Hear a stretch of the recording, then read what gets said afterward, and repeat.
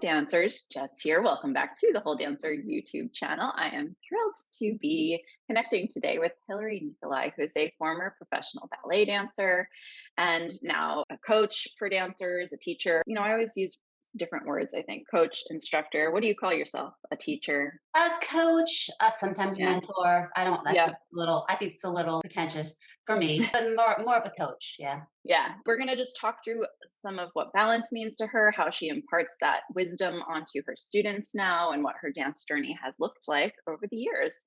Thank you for being with me today, Thank you Hilary. for having me. I appreciate it. Yeah. So Again. let's start with balance.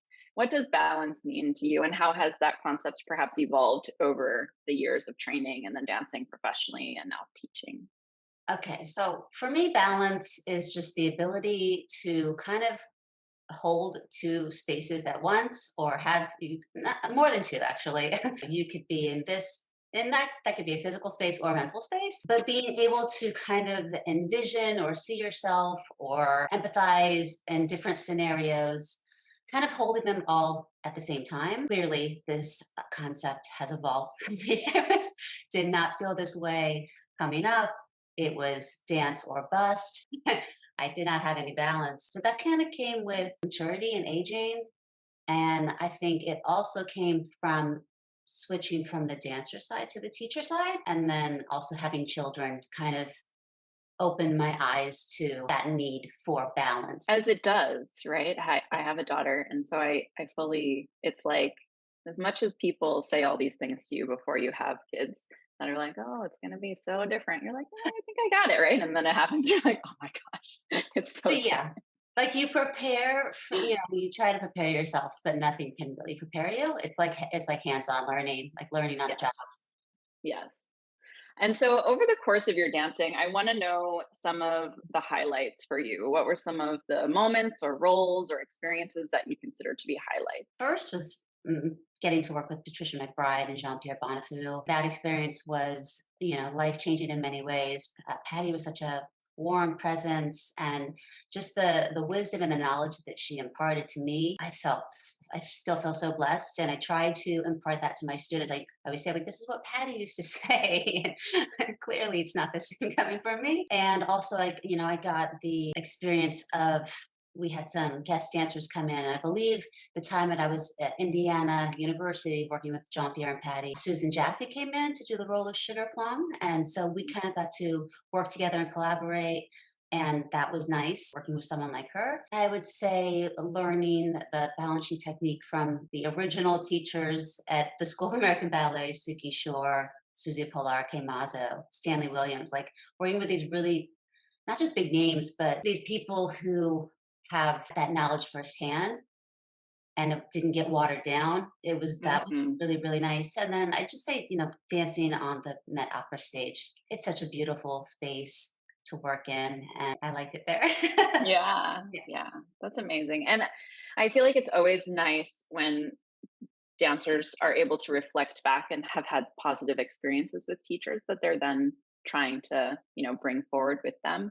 Mhm. It's not always the case, as No. we know, with some teachers. I try to be that positive teacher. So hopefully my dancers, whether they dance or not, whether they just, in 40 years, they reflect back and they're like, "Oh, I remember I had this teacher and she was not a crotchety old lady with a cane." Hmm. you know. Yeah, positive teachers in the dance space are so needed. It's such a good thing. Tell me a little bit about your relationship to food and your body, and if it was good, bad, in between. Again, maybe how that changed over time as well. I mean, I would say when I was dancing, when I was younger, it was unhealthy. There was a direct correlation between thinness and roles, and precipitating event for me getting really kind of like out of that mindset was when I got pregnant with twins. That gave me permission to view food in a different way that I wasn't allowing myself permission to view food, as like a source of fuel and energy. So that was really it for me. And I know a lot of people don't have that same, you know, impetus to get it, but that was it for me because I had to kind of step outside of myself and stop thinking about myself in my little bubble, and what I thought I needed to do to succeed in dance. And it was more like, hey, I have other people who need me to kind of get with the program and be kind to them, be and help them out. So They're relying on you. yeah, they still are. Yeah. Forever, perhaps. Right. Yeah. Yeah, I think that that happens for a lot of dancers where it doesn't actually click until end of the journey or like, when you're transitioning perhaps into the next phase of Yeah. life. It's nice, I think, to see. I mean, and the pandemic was part of this too, like a little bit of a ballerina baby boom where they were like, oh, I Yeah. have time to maybe do it. And hopefully for some of them, that would shift the relationship while they're still dancing. Did you Mhm. go back to dancing professionally after you had twins, or you were already done No, at that no, point? I was already done at that point. And I think in some ways that's easier. Like for me, after having my daughter, I was like, oh gosh, I Just can't imagine. the idea of that stresses me out. So Yeah, please can we stop talking me about too. that? When I would think about it and like then like reflect on the dancers who I had seen, kind of share that journey I on don't know. Instagram, I was like, I oh don't my know how they gosh. do it. I don't know how they do it, but they do it. I mean, Yeah, anything's possible. yeah, it really is. And how do you sort of impart lessons that you learned over the course of your career and life onto your students to encourage them to have a bit more of a balanced approach? I would say there's like two main bullet points I would love for anyone's watching this to take away from it as far as trying to achieve balance if you feel a little off kilter. One being that your body is always sending new signals. I try to encourage my dancers to listen to their bodies because your brain doesn't always, let's say your ankle's a little wonky. We're programmed as dancers, you work through the pain, you dance through it, the show must go on, so to speak. Hmm. And, I'm like, no, sit down, tend to your body's needs. When you're ready, I'll be here for you. I never put pressure on them to dance through it. I actually do the opposite. I'm like, go sit down, go home, go ice. But that's also if they tell me that there's a problem. A lot of times they don't say anything because they don't want to skip class. They don't want to feel get behind. I think it's really kind of up to the dancer to self advocate and just listen to those little gut instincts because they're there. You can choose to turn your back on them and power through, or you can choose to think like, what is my body trying to tell me right now? Like, yeah, I'm supposed to take class today, but maybe I really just need to Netflix, like stay in bed and like, or whatever, like go for a walk, like do something different, read a book. The second thing I would say that I try to tell my dancers is not to label yourself as like, I'm a dancer, because I think that kind of tends to not trap or imprison, but puts you in a box, puts them in a box. There's certain expectations that come with labels, right? I'm a dancer, so I do A, B, C, and D.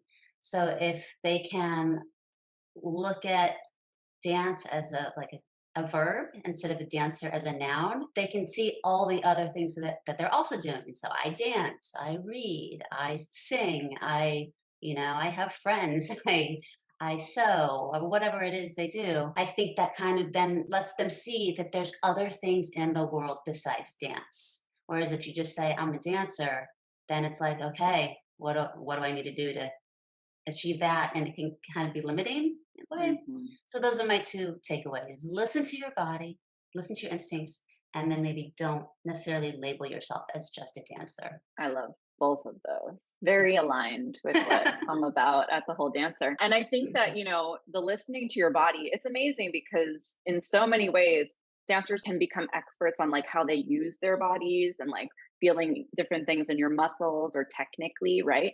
But then most dancers shut off other avenues of information that their bodies are giving them. They're like, I can't listen to that right They now hear it, because but they ignore right. Yeah. It's like, I can't because I have to accomplish this thing today and I have to get through this rehearsal today. it. Yeah. And you're so right to tell them to listen to their bodies. And I just started teaching dance actually, which is like, I Yay. never thought I would do that. Yeah. In September. So I teach. Nice. Yeah. And, dancers will say to me, like, this thing in my ankle hurts. And I'm like, okay, like, I'm not in your body. So I don't know. Hi. What do you need? You need some French baguette? Oh, I do too. So dancers will say to me, I have this thing in my ankle and like it's hurting or it's feeling like this particular kind of sensation. And I'm like, okay, like I'm not in your body. So I can't tell you if this is something that you need to sit down for. I said if it persists, obviously you need to see a doctor or someone who specializes in diagnosing this kind of pain. I'm like very careful to be like, I'm not your doctor. I'm Yeah, yeah, just your dance I teacher. absolutely start off every sentence. I say, "I'm not a doctor. Right. You should go see someone, but this is what I would do Yes. in the meantime." Right. Yes. Yes. And I think that that's a missing piece in a lot of teaching environments as well. A lot of dance teachers, I think, feel the need to give some kind of response that sounds like a solution or sounds like, yeah, this is what you have to do. And then there's a missing piece where the dancer is not getting, fully evaluated by the people who they need to be. And then also they're not fully tuning into what their body is telling them because they're like, Right, oh, my teacher said if I do this, it should be better or it should feel better or what have you. So, yes, listening to your body is so huge. And identifying yourself outside of dance, this was something that I think I mean, if I could put a percentage on it, I feel like, 75 or 80% of dancers went through like identity crisis during the pandemic because it was like they couldn't do the same routines in this very specific way that told them who they were. And right, or so a even lot of when them, they retire, like, isn't there some saying, right? like, "A dancer dies twice?" Yes.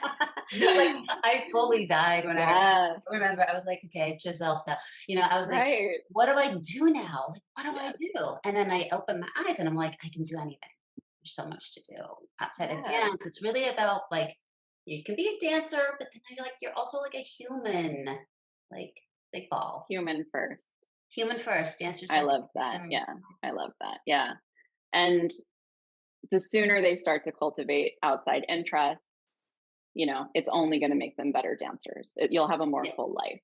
right. Anything special you include in your morning routine? Coffee. Maybe when coffee. I mean, that's not special. That's mandatory. No, I mean nothing. I have to, Monday through Friday, it's getting up, getting the kids, making sure they get to school on time, and then coming back and kind of taking a few moments for myself before my day gets going. I like that. Yeah. What do you do in your alone moment? Just Really, chill. it's kind of fielding emails and texts and kind of like doing the work stuff. I try to work out in the morning. I like to work out in the mornings. It's when I feel most energized. I have a little rebounder up here. I got it during the pandemic, and I actually really like it. It's fun. Yeah, It's I a little love that. trampoline. I feel like a Yep. kid. I actually need that quiet and alone time to recharge. I find it energizing.